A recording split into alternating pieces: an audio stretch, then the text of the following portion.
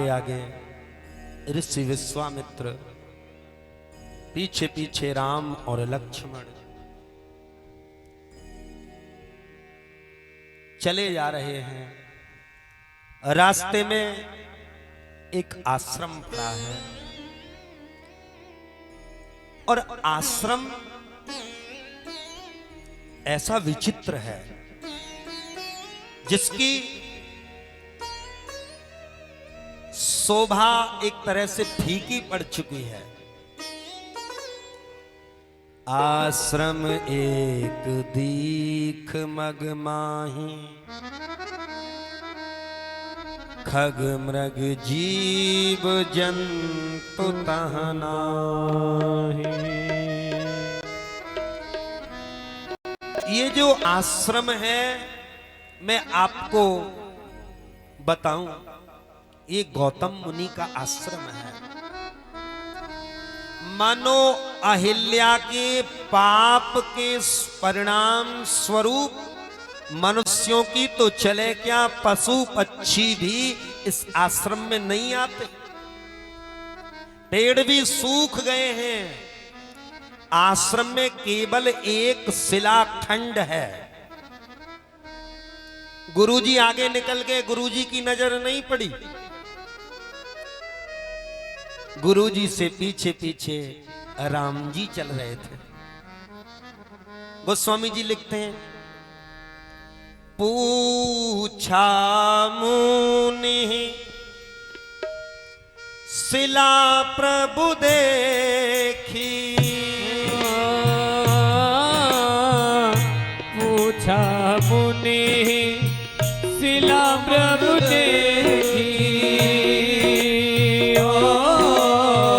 सकल कथा मुनि कहा विशेषी, राम सिया राम सिया राम जय जय राम, राम सिया राम जय जय राम, राम सिया राम जय जय राम, राम सिया राम जय जय राम। गुरुजी ने देखा लेकिन अनदेखा कर दिया। ध्यान देना, क्योंकि किसी अपावन पर तो मेरे प्रभु की ही दृष्टि पड़ती है ना। और अहिल्या के ऊपर जैसी कृपा राम ने करी ना, रामचरितमानस में ऐसी कृपा शायद ही किसी भक्त पर हुई हो। पूछा मुनि ही, वाणी की कृपा, मुंह से ही तो पूछेंगे। और इशारा करके गुरुदेव ये शिला माने कर कृपा, हाथों की कृपा, वाणी की कृपा। पूछा मुनि ही शिला प्रभु देखी, आंखों की कृपा, आंखों से ही तो देखा। वाणी की कृपा, पूछा देखा, आंखों की कृपा, ऐसे करके इशारे में पूछा, हाथों की कृपा। तो सकल कथा मुनि कहा विशेषी। गुरुजी ने कथा सुनाई और सुनी किसने? राम जी ने। कानों की कृपा, कानों से कथा सुनी। और बाद में जो कृपा हुई वो तो सभी जानते हैं। राम ने अपना चरण अहिल्या के सिर पर रख दिया। आगे आप दर्शन करेंगे। बताने लगे गुरुदेव, गौतम नारी श्रापवश उपल देह धर धीर, चरण कमल रज चाहती, कृपा करऊ रघुवीर।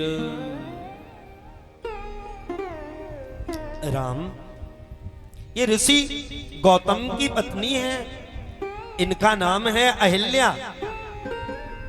एक बार छोटी सी भूल हो गई और उसी भूल के परिणाम स्वरूप पति देव ने साप दे दिया, बेचारी पत्थर हो गई है। रामचरितमानस में मर्यादा है। ये नहीं कहा गौतम नारी पापवश, ये भी कह सकते थे। क्या कहा? सापवश। जब इतना कहा तो एक दोहा में या एक चौपाई में या एक अर्धाली में गोस्वामी जी ये भी बता सकते थे कि अहिल्या ने कौन सी गलती की, लेकिन गोस्वामी जी ने यहां बात को छुपा दिया क्योंकि मर्यादा का ग्रंथ है ना। यहां तो नहीं, हमारे संत अहिल्याबाई की कथा सुनाते। ब्रह्मा की पुत्री है अहिल्या, ध्यान देना। और ये जो अहिल्या है ये बुद्धि की प्रतीक है। अहिल्या जी बड़ी सुंदर थी देखने में, बड़ी सुंदर, इतनी सुंदर स्वर्ग के राजा इंद्र इनकी सुंदरता पर मोहित थे। लेकिन ब्रह्मा जी ने मन में विचार किया अहिल्या बुद्धि है, बुद्धि अगर इंद्र को दूंगा, इंद्र भोगी है, इंद्र बुद्धि को भोगों में लगाएगा और बुद्धि तो योगी के पास जानी चाहिए। इसलिए ब्रह्मा जी ने इनका विवाह गौतम मुनि के साथ में कर दिया। अब इंद्र तो शुरू से ही चाहता था अहिल्या को, अहिल्या भी इंद्र को चाहती थी क्योंकि इंद्र का वैभव बहुत था। जब महात्मा जी के आश्रम में गई, आश्रम में तो आपको पता है कैसा हाल होता है, कैसी व्यवस्था होती है। तो जब उन टूटे फूटे बर्तनों को, उन कुशा के आसनों को देखती हैं तो कभी कभी मन में दुख होता है कि मेरा विवाह इंद्र के साथ होता तो मैं भी कम से कम 250 ग्राम की तो सोने की कोंदनी पहन रही होती, और अब ये तुलसी की कंठी माला मैं भी कम से कम 10 लाख का तो गले में सेट पहनती। भोगों के प्रति आकर्षण था। अगर भोगों के प्रति आकर्षण है, वैभव के प्रति आकर्षण है, तो व्यक्ति से कभी ना कभी भूल हो जाया करती है। आप लोग रिश्वत लेते हो क्या? हैं? रिश्वत लिए कभी किसी ने?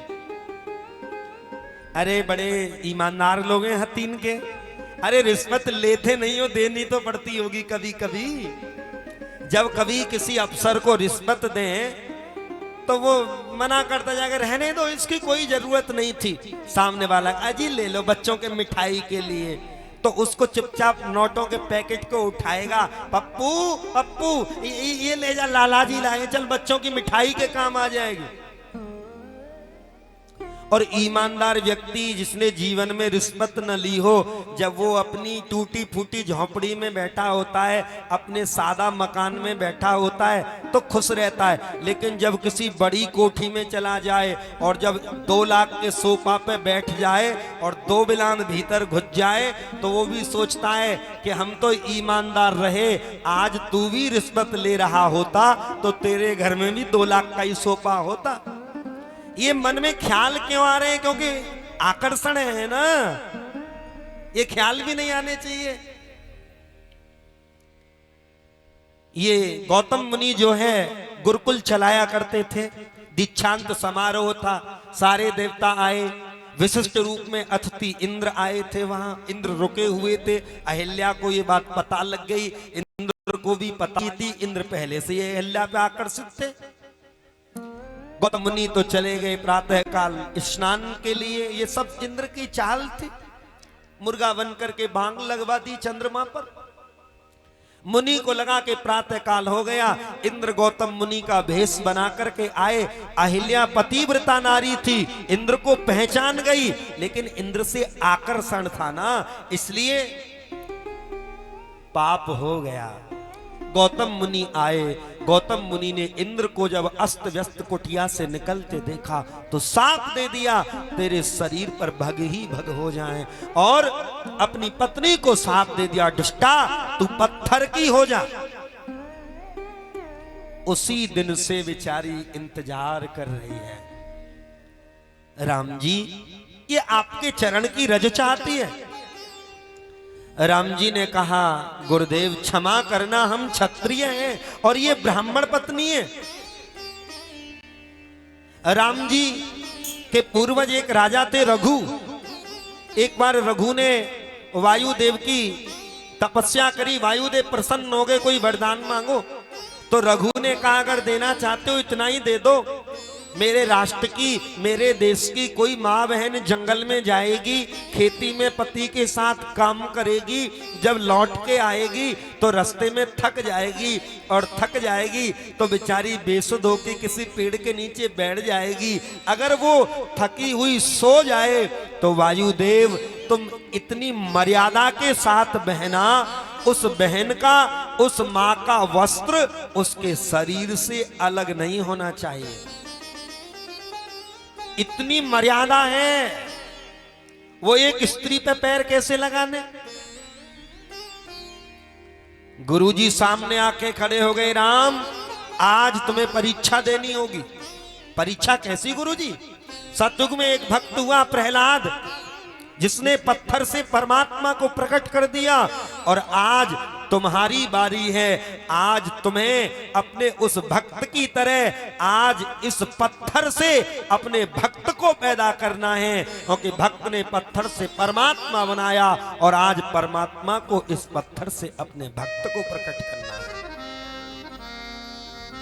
आहा, राम जी ने अपना दाहिना चरण उठाया, और जैसे ही चरण मिट्टी में लगा, वो मिट्टी उड़ी, और उड़ करके जो ही पत्थर पर गिरी, आहा, मानो पत्थर से एक नारी प्रकट हो गई। झर झर झर झर आंखों से नीर बहने लगा। बरसत पद पावन, रोने लगी अहिल्या। शोक न सावन प्रकट भई तप पुंज सही। बरसत पग पावन शोक न सावन। स्तुति गाने लगी प्रभु की। प्रकट भई तप पुंज सही। बरसत पग पावन शोक न सावन। प्रकट भई तप पुंज सही। और आज अपने पति गौतम की याद आ गई। मेरे पति ने मुझे शाप नहीं दिया, मेरे पति ने तो मेरे ऊपर कृपा करी। मुनि श्राप जो दीना अति बल कीना। मुनि श्राप जो दीना अति बल कीना। परम अनुग्रह में माना। परम अनुग्रह में माना। देखेऊ भरि लोचन हरि भव मोचन। एह ही लाभ शंकर जाना। परसत पद पावन शोक न सावन।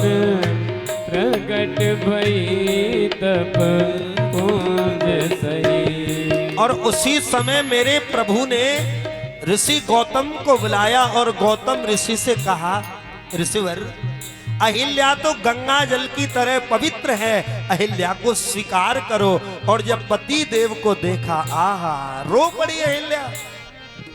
एही भांति सिधारी गौतम नारी। भांति सिधारी गौतम नारी। बार बार हरि चरण परिहा। बार बार हरि चरण परी। जो अति मन भावा सोवर पावा। कै पति लोक अनंत भरी। पर सत पद पावन शोक न सावन। प्रगट भई तब पुंज सही। बरसत पद पावन शोक न सावन। प्रगट भई